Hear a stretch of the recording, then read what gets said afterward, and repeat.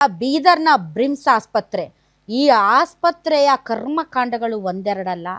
ನಾನು ನನ್ನ ಪತ್ರಿಕೋದ್ಯಮ ಜೀವನದಲ್ಲಿ ಬೀದರ್ನ ಬ್ರಿಮ್ಸ್ ಆಸ್ಪತ್ರೆ ಒಂದು ಸ್ಟೋರಿ ಇಲ್ಲ ಅಂದರೆ ಒಂದು ತಿಂಗಳಲ್ಲಿ ಆ ಬೀದರ್ನ ಬ್ರಿಮ್ಸ್ ಆಸ್ಪತ್ರೆಯಲ್ಲಿರುವಂಥ ಸಿಬ್ಬಂದಿಗಳಿಗೆ ತಿಂದನ್ನ ಜೀರ್ಣ ಆಗಲ್ಲ ಅಂತ ಅನಿಸುತ್ತೆ. ಯಾವ ಆಡಳಿತ ಅಧಿಕಾರಿ ಬರಲಿ, ಯಾರೇ ಬರಲಿ, ಆ ಬ್ರಿಮ್ಸ್ ಆಸ್ಪತ್ರೆಯ ಹಣೆ ಬರಹನ ಬದಲಾಯಿಸೋದಕ್ಕೆ ಸಾಧ್ಯನೇ ಆಗಿಲ್ಲ. ತಿಂಗಳಿಗೆ ಒಂದಾದರೂ ಸ್ಟೋರಿ ಇರಬೇಕು ಎಡವಟ್ಟುಗಳದ್ದು, ಅವಾಂತರಗಳದ್ದು. ಆ ಥರ ಇದೆ. ಅಲ್ಲಿನ ಜನರನ್ನ ದೇವರೇ ಕಾಪಾಡಬೇಕು. ಅಲ್ಲಿನ ಜನಪ್ರತಿನಿಧಿಗಳು, ಅಲ್ಲಿರುವಂತಹ ಸಿಬ್ಬಂದಿಗಳು, ಡಾಕ್ಟರ್ಗಳು, ಅಲ್ಲಿನ ರೋಗಿಗಳು ಎಲ್ಲರನ್ನೂ ಆ ದೇವರೇ ಕಾಪಾಡಬೇಕು. ಹೊಸದೇನು ಅಂತಂದರೆ ಬ್ರಿಮ್ಸ್ ಆಸ್ಪತ್ರೆ ಎಮರ್ಜೆನ್ಸಿ ವಾರ್ಡ್ಗೆ ಟಾಯ್ಲೆಟ್ ನೀರು ನುಗ್ಗಿದೆ ಅಂತ.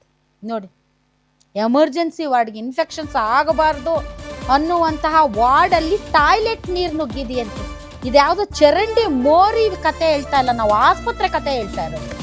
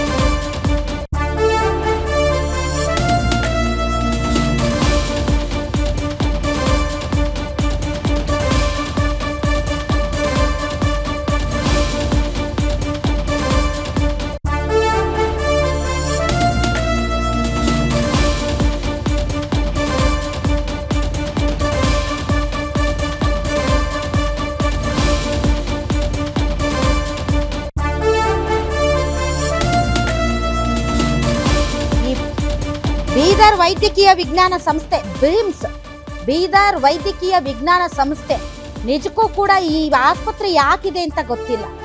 ಈ ಒಂದು ಆಸ್ಪತ್ರೆಯಲ್ಲಿ ವೈದ್ಯಾಧಿಕಾರಿಗಳು, ನಿರ್ದೇಶಕರು, ಸಿಬ್ಬಂದಿಗಳು ದಿನ ಯಾವುದಾದ್ರೂ ಒಂದು ಅವಾಂತರ ಇಲ್ಲದೆ ಇದ್ರೆ ಯಾವುದಾದ್ರೂ ಒಂದು ವಿಚಾರದಲ್ಲಿ ಸುದ್ದಿ ಆಗಲೇಬೇಕು. ನೋಡಿ, ಎಮರ್ಜೆನ್ಸಿ ವಾರ್ಡ್ಗೆ ಟಾಯ್ಲೆಟ್ ನೀರು ನುಗ್ಗಿದೆಯಂತೆ. ಬಾಣ್ತಿಯರು ಇರುವಂಥ ವಾರ್ಡ್ಗೆ ಟಾಯ್ಲೆಟ್ ನೀರು ನುಗ್ಗಿದೆಯಂತೆ. ರೋಗಿಗಳ ಸಂಬಂಧಿಕರು ಕಂಗಾಲಾಗಿದ್ದಾರೆ. 5 ತಿಂಗಳಿಂದ ಸಂಬಳ ಇಲ್ಲ ಅಂತ ಸಿಬ್ಬಂದಿಗಳು ಕ್ಲೀನ್ ಮಾಡಿಲ್ವಂತೆ. ಕೆಟ್ಟ ವಾಸನೆಯಿಂದ ರೋಗಿಗಳ ಪರದಾಟ ಅಲ್ಲ, ಆಗ ಹುಟ್ಟಿದಂತಹ ನವಜಾತ ಶಿಶುಗಳು, ತಾಯಿಯ ಆರೋಗ್ಯ ಏನಾಗಬೇಡ. ರೋಗಿಗಳ ಸ್ಥಿತಿ ನೋಡೋಕ್ಕಾಗದೆ ನೈಟ್ ಶಿಫ್ಟಲ್ಲಿರೋ ಸಿಬ್ಬಂದಿ ಕ್ಲೀನ್ ಮಾಡಿದಾರಂತೆ. ಅಲ್ಲಿರುವಂತಹ ಕ್ಲೀನ್ ಮಾಡೋರಿಗೆ ದುಡ್ಡು ಕೊಟ್ಟಿಲ್ವಂತೆ 5 ತಿಂಗಳಿಂದ, ಅದಕ್ಕೆ ಅವ್ರು ಕ್ಲೀನ್ ಮಾಡಿಲ್ವಂತೆ. ಈ ವಿಚಾರದಲ್ಲಿ ಎಷ್ಟೇ ಮಾನ ಮರ್ಯಾದೆ ತೆಗೀರಿ, ಮಾಧ್ಯಮಗಳಲ್ಲಿ ಬ್ರಿಮ್ಸ್ ಆಸ್ಪತ್ರೆಗೆ ಸಂಬಂಧಪಟ್ಟಂತೆ ಎಷ್ಟೇ ಸ್ಟೋರಿಗಳನ್ನು ಪ್ಲೇ ಮಾಡಿ, ಆ ಬ್ರಿಮ್ಸ್ ಆಸ್ಪತ್ರೆಯ ಆಡಳಿತಾಧಿಕಾರಿಗಳು, ನಿರ್ದೇಶಕರು, ಅವ್ರಿಗಂತೂ ನಾಚಿಕೆ ಮಾನ ಮರ್ಯಾದೆ ಇಲ್ಲ. ಇನ್ನು ವೈದ್ಯಕೀಯ ಶಿಕ್ಷಣ ಸಚಿವರಾದಂಥ ಶರಣ್ ಪ್ರಕಾಶ್ ಪಾಟೀಲ್ರೇ, ತಾವು ಕೂಡ ಉತ್ತರ ಕರ್ನಾಟಕ ಭಾಗದವ್ರು ಇದ್ದೀರಿ, ತಮಗಾದ್ರೂ ಜ್ಞಾನ ಇದೆಯಾ ಇಲ್ವಾ? ಇಂತಹ ಆಸ್ಪತ್ರೆಗಳನ್ನ ಜೀರ್ಣೋದ್ಧಾರ ಮಾಡಬೇಕು, ಇಂತಹ ಆಸ್ಪತ್ರೆಗಳಲ್ಲಿ ಬದಲಾವಣೆ ತರಬೇಕು ಅನ್ನುವಂಥ ಕಿಂಚಿತ್ತಾದರೂ ತಮಗೆ ಏನಾದರೂ ಇದೆಯಾ?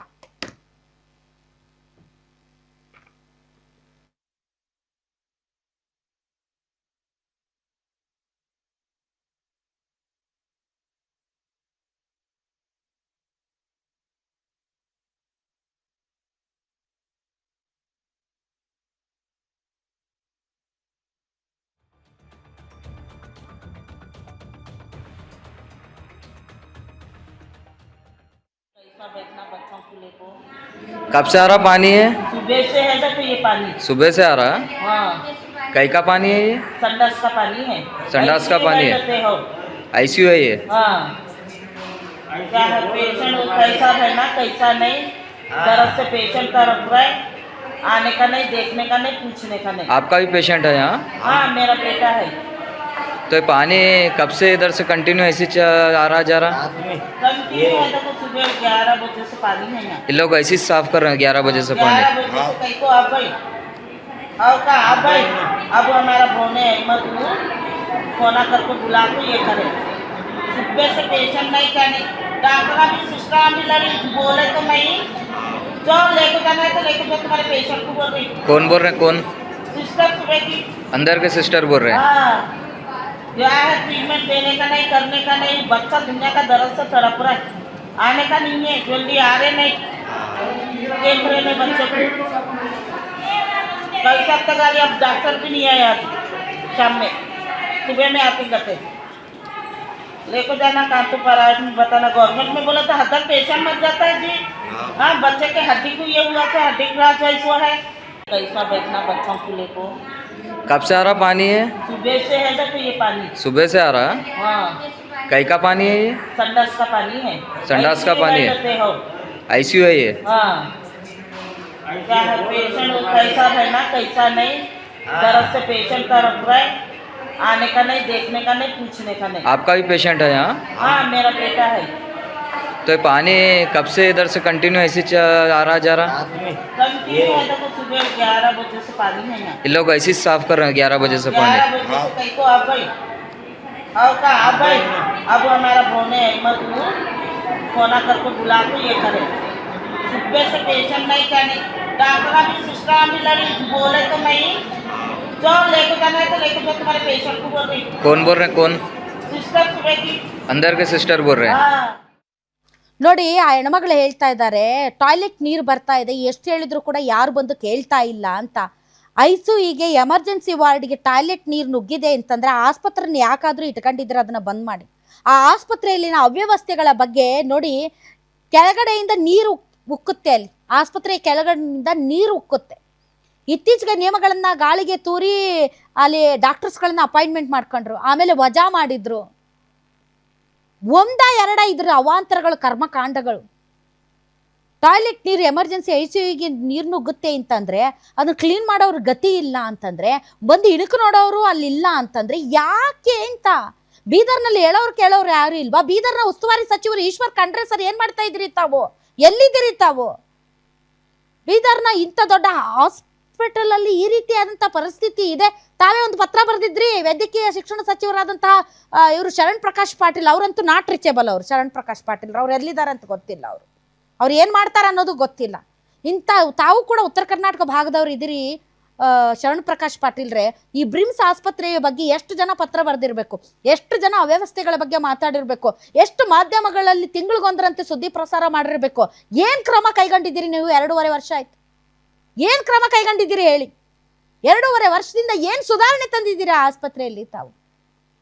ಅಂದ್ರೆ ನಮ್ಮ ಜನ ಹಿಂಗೆ ಪರದಾಡ್ತಾ ಇರಬೇಕು. ಎಷ್ಟು ಘಟನೆಗಳು, ಸಾಲು ಸಾಲು ಘಟನೆಗಳು. ಜಿಲ್ಲಾ ಉಸ್ತುವಾರಿ ಸಚಿವ ಈಶ್ವರ್ ಖಂಡ್ರೆ ಅವರು ಮತ್ತು ವೈದ್ಯಕೀಯ ಶಿಕ್ಷಣ ಸಚಿವರಾದಂಥ ಶರಣ್ ಪ್ರಕಾಶ್ ಪಾಟೀಲ್ ಅವರೇ, ನಿಜ ಹೇಳ್ತೀನಿ, ಪ್ರಜ್ಞಾಪೂರ್ವಕವಾಗಿ ತಮಗೇನಾದ್ರೂ ಇದ್ರೆ ಈ ವಿಚಾರದಲ್ಲಿ ತಮ್ಮನ್ನು ಪ್ರಶ್ನೆ ಮಾಡ್ಬೋದು. ತಾವು ಪ್ರಶ್ನಾತೀತರು, ತಾವು ಕೈಗೆ ಸಿಗಲ್ಲ ತಾವು ಯಾರು. ಒಂದ್ಸರಿನಾ 2 ಸರಿನಾ? ಒಂದ್ಸಲ 2 ಸಲ ಆದ್ರೆ ತಿದ್ಕೋಬಹುದು ಅಂತಂದು. ವರ್ಷಾನುಗಟ್ಟಲೆ ಇದೇ ಹಣೆ ಬರೋ ಬ್ರಿಮ್ಸ್ ಆಸ್ಪತ್ರೆ ಇದು ಅಂತಂದ್ರೆ ಎದಕ್ಕಿರ್ತೀರಿ ನೀವು? 2.5 ವರ್ಷದಿಂದ ಏನು ಸಾಧನೆ ಮಾಡಿದ್ದೀರಿ ನೀವು? ಇದೇನಾ ನಿಮ್ಮ ಸಾಧನೆ?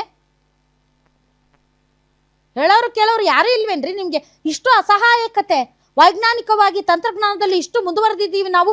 ಬೇರೆ ಬೇರೆ ದೇಶಗಳಿಂದಲೂ ಕೂಡ ವೈದ್ಯಕೀಯ ಚಿಕಿತ್ಸೆಗಾಗಿ ನಮ್ಮ ರಾಜ್ಯಕ್ಕೆ ಬರ್ತಾರೆ ಜನ. ಅಂಥದ್ರಲ್ಲಿ ಇಂಥ ಬ್ರಿಮ್ಸ್ ಆಸ್ಪತ್ರೆ, ಬೀದರ್ಗಿರುವಂಥ ಅತಿ ದೊಡ್ಡ ಆಸ್ಪತ್ರೆ ಇದು. ಮಕ್ಕಳು ಸಾಯ್ತಾರೆ, ಡಾಕ್ಟರ್ಸ್ ಇರೋದಿಲ್ಲ, ಟಾಯ್ಲೆಟ್ ನೀರು ನುಗ್ಗುತ್ತೆ, ಕ್ಲೀನ್ ಮಾಡೋರು ಗತಿ ಇರಲ್ಲ, ವೈದ್ಯರ ಗತಿ ಇರಲ್ಲ, ಯಾವುದೇ ತಜ್ಞ ವೈದ್ಯರು ಇರೋದಿಲ್ಲ. ಇಷ್ಟು ಬೇಜವಾಬ್ದಾರಿ, ಇಷ್ಟು ಉಡಾಫೆ. ಇದನ್ನು ಮಾತಾಡ್ರಿ ಅಲ್ಲಿ ವಿಧಾನಮಂಡಲದಲ್ಲಿ. ಉತ್ತರ ಕರ್ನಾಟಕದ ಸಮಸ್ಯೆಗಳ ಬಗ್ಗೆ ಜೋರಾಗಿ 3-4 ದಿನದಿಂದ ಭಾಗ್ಯಲಕ್ಷ್ಮಿ, ಗೃಹಲಕ್ಷ್ಮಿ 2 ತಿಂಗಳಿಂದ ಬಂದಿಲ್ಲ, ಸಾರಿ ಕೇಳಬೇಕಂತ ಹಿಡ್ಕೊಂಡು ಕುಂತಿರಲ್ಲ 3 ದಿನದಿಂದ. ಬ್ರಿಮ್ಸ್ ಆಸ್ಪತ್ರೆ ಬಗ್ಗೆ ಮಾತಾಡ್ರಿ ಅಲ್ಲಿ. ಉತ್ತರ ಕರ್ನಾಟಕ ಭಾಗದ ಜನ ಹೆಂಗ್ ಗಬ್ಬು ನಾರ್ತಾ ಇದೆ ಅಂತ. ಸರಿಯಾಗಿ ಆಸ್ಪತ್ರೆಗಳು ಗತಿ ಇಲ್ಲ. ಅದೇ ಎಡೆ ಬಿದ್ದರೆ ಉತ್ತರ ಕನ್ನಡ ಜಿಲ್ಲೆಯಲ್ಲಿ ಒಂದು ಹೈಟೆಕ್ ಆಸ್ಪತ್ರೆ ಇಲ್ಲ, ಅದ್ರ ಬಗ್ಗೆ ಮಾತಾಡ್ರಿ. ಅಲ್ಲಿ ಮಂಕಾಳು ವೈದ್ಯ ಸೇರಿದಂತೆ ಯಾರ್ಯಾರು ಸಚಿವರು ಇದ್ದೀರಿ ನೀವು, ಅದೆಲ್ಲ ಮಾತಾಡಕ್ ಹೋಗ್ಬೇಡ್ರಿ. ಅದನ್ನು ಬಿಟ್ಟು ಅವ್ರು ರಾಜೀನಾಮೆ ಕೊಡಬೇಕು, ಇವರು ಕ್ಷಮೆ ಕೇಳಬೇಕು. ಇದರಲ್ಲಿ ಇಡೀ ವಿಧಾನಮಂಡಲದ ಅಧಿವೇಶನ ಮುಗಿಸ್ಬಿಡ್ತೀರಿ. ಉತ್ತರ ಕರ್ನಾಟಕದ ಸಮಸ್ಯೆಗಳು ಹಾಳಾಗಿ ಹೋಗ್ಲಿ ಅತ್ಲಾಗೆ. ಯಾರು ಮಾತಾಡ್ತೀರಿ? ಹಿಡೀರಿ. ಇವತ್ತು ಬಿಜೆಪಿ ಅವರು ಈಶ್ವರ್ ಖಂಡ್ರೆ ಅವ್ರನ್ನ, ಚರಣ್ ಪ್ರಕಾಶ್ ಪಾಟೀಲ್ ಅವ್ರನ್ನ ಬ್ರಿಮ್ಸ್ ಆಸ್ಪತ್ರೆಯಲ್ಲಿ ಏನಾಗಿದೆ ಅದನ್ನ ಹೆಣ್ಮಗಳು ಹೇಳ್ತು ಸಂಡಾಸ್ ನೀರು ಬರುತ್ತೆ ಅಂತ, ಪಕ್ಕ ಉತ್ತರ ಕರ್ನಾಟಕ ಭಾಷೆಯಲ್ಲಿ. ಎಷ್ಟು ಅಸಹ್ಯ ರೀ. ಬಾಣ್ತಿಯರು ಇರೋದು, ನವಜಾತ ಶಿಶುಗಳು, ಎಮರ್ಜೆನ್ಸಿ ಪೇಷಂಟ್ ಇರೋ ವಾರ್ಡ್ಗೆ ನೀರು ನುಗ್ಗುತ್ತಾ ಇದೆ ಅಂತಂದ್ರೆ ಏನು ವೈದ್ಯಕೀಯ ಸೌಲಭ್ಯದ ಬಗ್ಗೆ ತಾವು ಮಾತಾಡ್ತೀವಿ? ಯಾವ ಉತ್ತರ ಕರ್ನಾಟಕದ ಸಮಸ್ಯೆಗಳಿಗೆ ಪರಿಹಾರದ ಬಗ್ಗೆ ದೊಡ್ಡದಾಗಿ ಸ್ಟೈಲ್ ಮಾಡ್ಕೊಂಡು ಅಲ್ಲಿ ಬೆಳಗಾವಿಯಲ್ಲಿ ಅಧಿವೇಶನ ಅಂತೇಳಿ 10-15 ದಿನ ಜಾಲಿ ಟ್ರಿಪ್ ಮಾಡ್ಕೊಂಡು ಬರ್ತಿರಲ್ಲ. ಇಂಥ ಸಮಸ್ಯೆಗಳು ತಮ್ಮ ಕಣ್ಣಿಗೆ ಕಾಣಲ್ಲ. ರಾಜೀನಾಮೆ ಕೊಡ್ರಿ ನೀವು. ಜಿಲ್ಲಾ ಉಸ್ತುವಾರಿ ಸಚಿವರು ಮತ್ತು ವೈದ್ಯಕೀಯ ಶಿಕ್ಷಣ ಸಚಿವರು. ಒಂದು ಜಿಲ್ಲಾ ಆಸ್ಪತ್ರೆಯಲ್ಲಿ ಇಂತಹ ಪರಿಸ್ಥಿತಿ ಇದೆ, ಅದನ್ನು ಸುಧಾರಿಸಕ್ಕೆ ತಮಗೆ ಯೋಗ್ಯತೆ ಇಲ್ಲ. ತಮಗೆ ಎಷ್ಟು ವರ್ಷದಿಂದ ಸಾಲ್ ಕೊಡ್ತೀನಿ ನೋಡಿ. ಇದೇ ವರ್ಷ ಏನೇನಾಗಿದೆ ಅನ್ನೋದನ್ನ ಕೊಡ್ತೀನಿ. ಬ್ರಿಮ್ಸ್ ಎಡಬಟ್ಟು ತಾಳಿ, ವಿಂಡೋಸ್ ತಾಳಿ. ಸೆಪ್ಟೆಂಬರ್ 19, 2025 ನೆಲಮಹಡಿಯಲ್ಲಿ ಉಕ್ಕುತ್ತೆ ನೀರು. ತೋರಿಸಿ ಅದು ಫಾರ್ಮಿಂಡ ಮಾಡಿ. ಮಹಡಿಯಲ್ಲಿ ಉಕ್ಕಿದ್ದು ನೀರು ಯಾವಾಗ? ಸೆಪ್ಟೆಂಬರ್ 19ನೇ ತಾರೀಕು ಇದೆ 2025, ಇದೇ ವರ್ಷದಲ್ಲಿ. ಅದೊಂದು ಆಸ್ಪತ್ರೆ ಅಂತಾರೆ. ಅದ್ರ ಒಳ್ಳೆ ಬೂತ್ ಬಂಗ್ಲಾ ಅಂತ ತರ ಇದೆ ಅದು. ಅದಕ್ಕೆ ಯಾರಾದ್ರೂ ಆಸ್ಪತ್ರೆ ಅಂತಾರೇನ್ರಿ? ವಾರ್ಡ್ಗೆ ನುಗ್ಗಿದೆ ನೀರು ಸೆಪ್ಟೆಂಬರ್ 19ನೇ ತಾರೀಕು. ಇದು ಸೆಪ್ಟೆಂಬರ್ ಇಂದ ಡಿಸೆಂಬರ್ ವರೆಗೆ ಇನ್ನೂವರೆಗೂ ನಿಮ್ಗೆ ಅದನ್ನ ಸರಿ ಮಾಡಕ್ಕೆ ಯೋಗ್ಯತೆ ಇಲ್ಲ ನಿಮ್ಗೆ. ನೀವು ರಾಜ್ಯ ಆಳವ್ರು ನೀವು. ಸೆಪ್ಟೆಂಬರ್ 30ನೇ ತಾರೀಕು 2025 ಅಲ್ಲಿ ನೋಡಿ, ಮಗು ವೈದ್ಯರ ನಿರ್ಲಕ್ಷ್ಯಕ್ಕೆ ಬಲಿಯಾದಂತ ಮಗುವಿನ ಮುಸ್ಕಾದ ಚಿತ್ರ ಅದು. ಜೂನ್ 15, 2025 ಕರೆಂಟೇ ಇಲ್ಲ, ಕತ್ಲಲ್ಲಿ ರೋಗಿಗಳು ಪರದಾಡ್ತಾ ಇರೋದು. ಅದೇ ವೆಂಟಿಲೇಟರು, ಈ ತರದ ಲೈಫ್ ಸೇವಿಂಗ್ ಟ್ರೀಟ್ಮೆಂಟ್ ಅಲ್ಲಿ ಇರುವಂತವ್ರು ಗೊಟ್ಟಕ್ ಅನ್ಬೇಕಷ್ಟೇ. ಒಂದೇ ದಿನಕ್ಕೆ ಹೋಗ್ಬಿಡ್ಬೇಕು, ಅಲ್ಲಿ ಶಿವನ್ ಪಾದ ಸೇರ್ಕೋಬೇಕು. ಮೇ 28, 2025 ಎಕ್ಸ್ಪೈರ್ ಆದಂತ ಔಷಧಿಗಳು. ಏನ್ ಅನ್ಕೊಂಡಿದ್ದೀರಿ ನೀವು ಉತ್ತರ ಕರ್ನಾಟಕದ ಮಂದಿನ?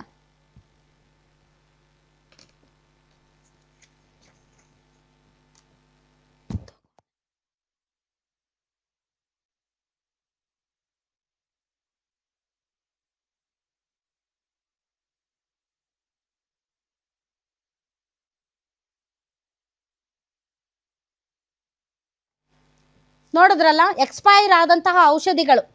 ಒಂದು ಜಿಲ್ಲಾಸ್ಪತ್ರೆಯಲ್ಲಿ ಎಕ್ಸ್ಪೈರ್ ಆದಂತಹ ಔಷಧಿಗಳು. ಏನ್ ಅನ್ಕೊಂಡಿದ್ದೀರಿ ನೀವು ಉತ್ತರ ಕರ್ನಾಟಕದ ಮಂದಿನ? ಪ್ರಾಣಿಗಳಂತ ಅನ್ಕೊಂಡಿದ್ದೀರಾ? ಏನ್ ಬೇಕಾದ್ರೆ ಎಕ್ಸ್ಪೆರಿಮೆಂಟ್ ಮಾಡಬೇಕು. ಎಕ್ಸ್ಪೈರ್ ಆದಂಥ ಔಷಧಿಗಳು ಕೊಟ್ಟರೆ ಸತ್ರು ಕೂಡ ಹೇಳೋರು ಕೇಳೋರು ಯಾರೂ ಇಲ್ಲ ಅಂತ ನಮ್ಮ ಪರಿಸ್ಥಿತಿ ಹಂಗೆ ಆಗಿರೋದು. ಚಳಿಗಾಲದ ಅಧಿವೇಶನ ಮಾಡ್ತೀವಿ, ಉತ್ತರ ಕರ್ನಾಟಕವನ್ನ ನಾವು ಬೆಳಗಿಸ್ತೀವಿ ಅಂತ ಅಲ್ಲಿ ಕುತ್ಕೊಂಡು ತಮ್ಮ ಬೇಕಾಗಿರೋದನ್ನೇ ಮಾತಾಡ್ಕೊಂಡು ಸಮಯ ಕಾಲಹರಣ ಮಾಡ್ತಾ ಇದ್ದೀರಲ್ಲ ನೀವು. ಇದು ಪರಿಸ್ಥಿತಿ ನಮ್ಮ ಉತ್ತರ ಕರ್ನಾಟಕದ ಬೀದರ್ದು.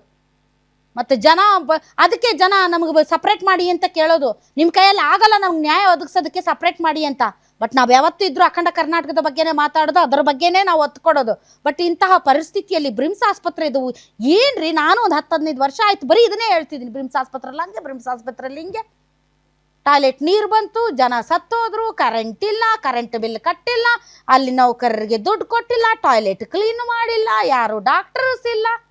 ಎಲ್ಲಿ ಹೋಗ್ಬೇಕು ಜನ? ಬೀದರ್ ಭಾಗದ ಜನ ಸತ್ತು ಹೋಗ್ಬೇಕೇನೋ ಹಂಗಾದ್ರೆ? ಬೀದರ್ ಭಾಗದ ಜನಕ್ಕೆ ಕೇಳೋರು ಯಾರು ಇಲ್ಲ. ಅಲ್ಲಿ ರಾಜಕಾರಣಿಗಳಿಗೆ ಎದಕ್ಕಾದ್ರೂ ಓಟ್ ಹಾಕ್ತಿರ್ರಿ ನೀವು ಬೀದರ್ನ ಜನ? ಫಸ್ಟ್ ನಿಮಗೆ ಬುದ್ಧಿ ಇಲ್ಲ. ಎದಕ್ಕೆ ಓಟ್ ಹಾಕ್ತೀರಿ? ಇಂಥ ಅವ್ಯವಸ್ಥೆಗೆ ಓಟ್ ಹಾಕ್ತೀರಾ? ಬನ್ನಿ ನಮ್ಮ ದಕ್ಷಿಣ ಕರ್ನಾಟಕದ ಕಡೆ ಕಾಲರ್ ಹಿಡಿದು ಕೇಳ್ತಾರ, ಸರಳ ಎಲ್ಲ ಸರಿ ಮಾಡ್ರಿ ಆಮೇಲೆ ಓಟ್ ಕೇಳ್ರಿ ಅಂತ. ನಾವಿಲ್ಲ, ಸುಮ್ಮನೆ ಅವ್ರ ಜೊತೆ ಫೋಟೋ ಹೊಡೆಸ್ಕೋಬೇಕಂದ್ರೆ ಮುಗಿಬಿದ್ದು ಫೋಟೋ ಹೊಡೆಸ್ಕೋತೀವಿ. ಅವ್ರು ಏನು ಬೇಕಾದ್ರೂ ಮಾಡಲಿ, ಏನು ಬೇಕಾದ್ರೂ ಅನ್ಲಿ, ಏನು ಮಾಡದೇ ಇದ್ರೂ ಪರವಾಗಿಲ್ಲ.